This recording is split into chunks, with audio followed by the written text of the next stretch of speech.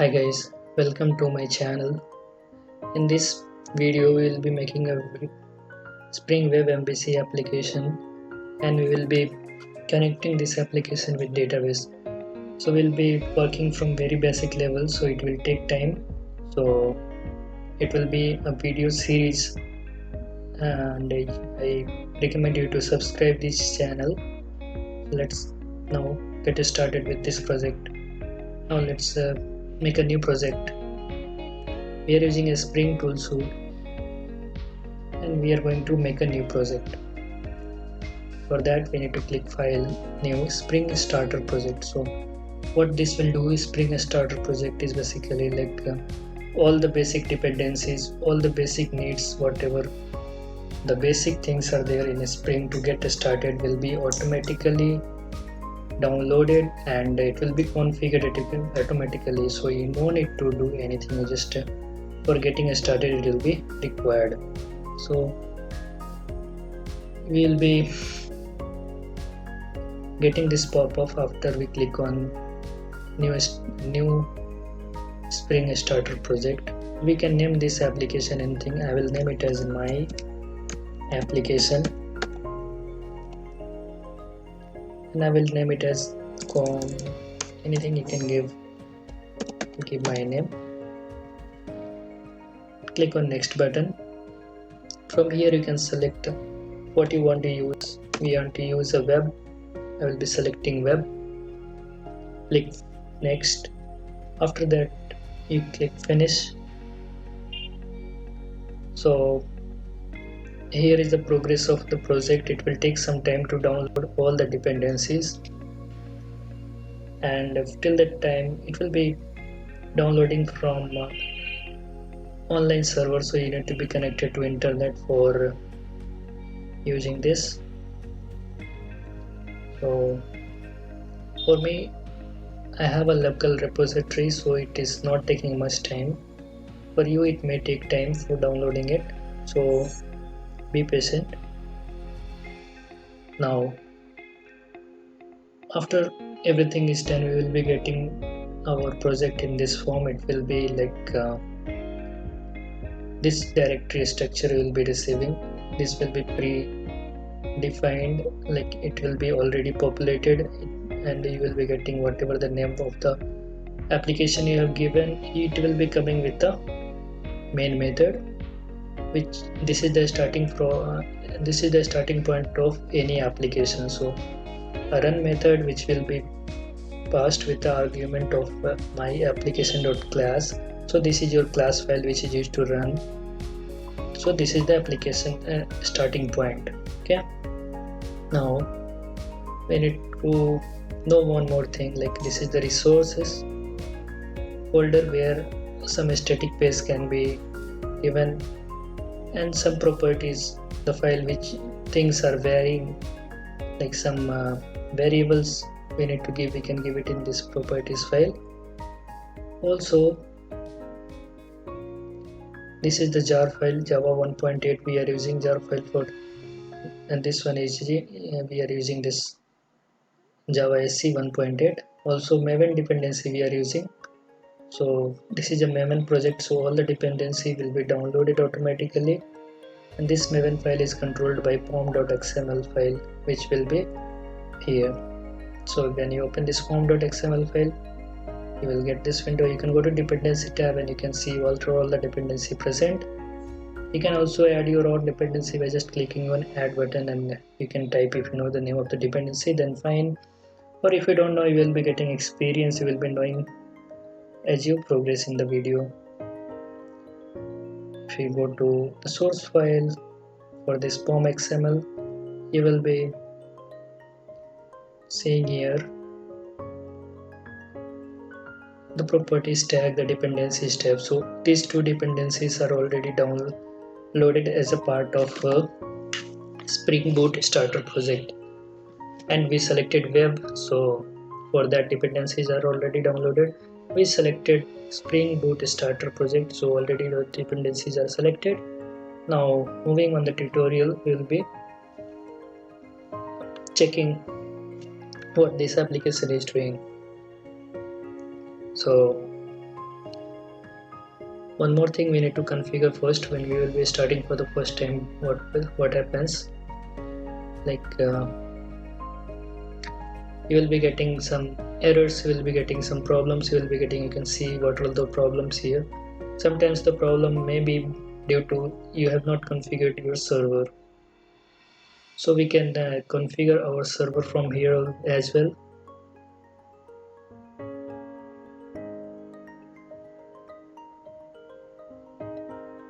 How to configure our server from here? Click on my project, right click, go to properties, and you can see here runtime. So the runtime is not populated with anything, any server is not available here. So all runtimes, you can see here this one, you can select this one. If it is not selectable, then what you can do, you can just go to project facts. Here you can select web dynamic project. Also you have to use Java newer versions 1.8 I am using here. Also you can just uncheck this option, just click apply. Now you go to runtime,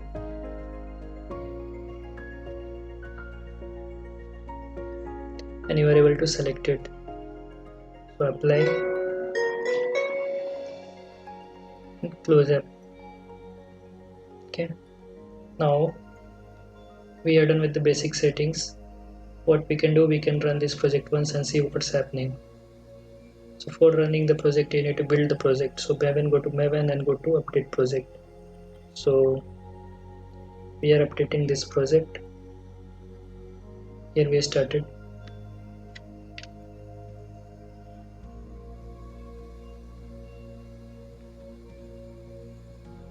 So the building is complete. Now go to run as Spring Boot app.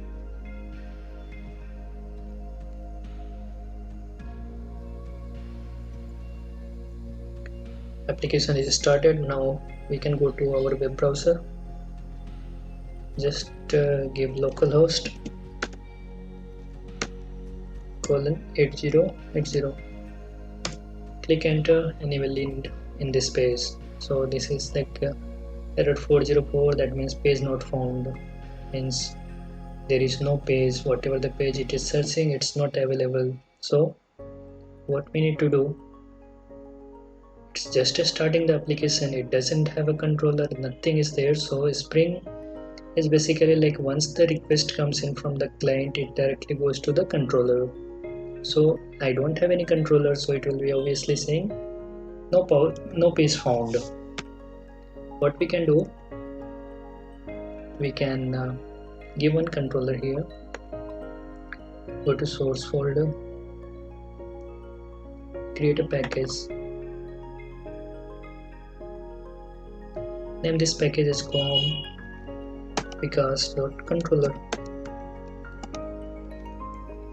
So this controller package, we will be creating one new class.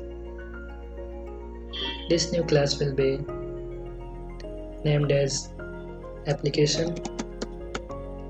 Anything, you can name it anything. Controller, and just hit finish. So now we have a controller package and controller class. So the application, once the request comes here, request from the client comes to the controller, it doesn't know. First of all, we have to make it identify it as a controller, that it is my controller. The Spring, once the project starts, once you run the application, it will be knowing that this is the controller. So for that we need to give a annotation called controller.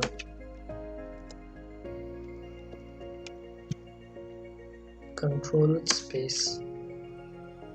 So this controller will be selecting. Now when there was no controllers, we will be using a web.xml file for controlling all these mappings. now we are using here annotation based application.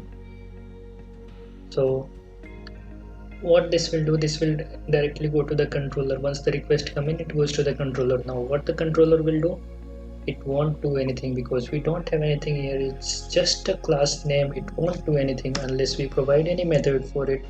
Suppose we are providing a method called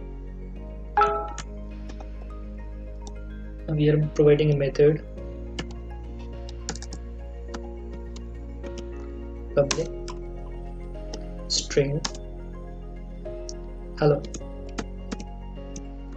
This method, just a simple method, it is having a return type as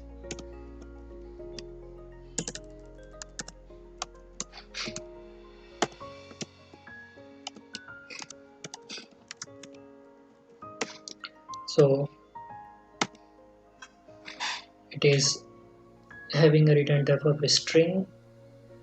So this should be returned, but how it will return this method, it came to the controller, how this will return this thing.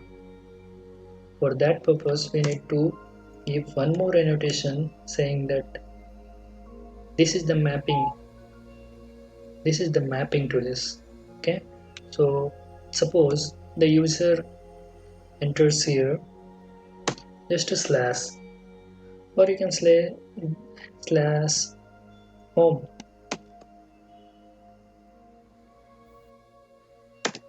So what it should do, the request goes to the controller and it searches for this URL home.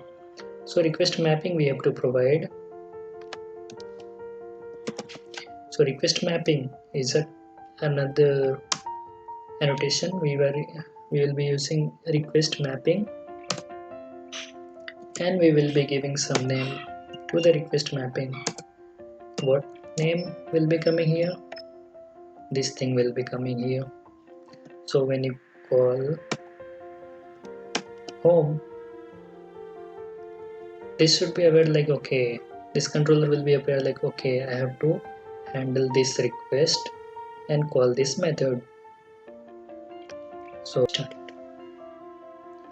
So now our controller is aware that this is the method that we have to call when the client passes this home URL. So this is a string return type. Let's see what happens when we are deploying this to the server now.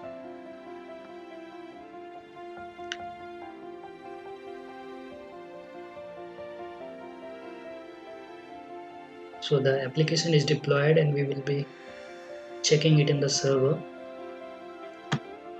and refresh it, nothing happens. So the thing is here, this is a string return type. It will not be directly returned on the console as this is expecting some page view technology like JSP or Thymeleaf or anything. It is saying to pass it. So how to display it directly on the console? We have to use a tag called response body. So this response body will be telling the controller that you have to print this thing directly in the form of a string as it is on the server. So let's deploy this application again and see what happens. So the application is deployed. Let's go to the browser and click refresh button, and it is saying hello from Spring. So let's recap once. This controller, this browser is,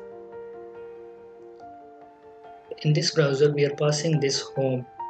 So this controller takes the request home and it is searching where the home is available. So this method he has to call on the home, but it is having a string return type. So Also we have to mention like it is how do we want to return it, response body, so it will be returning directly as it is here. So this is it.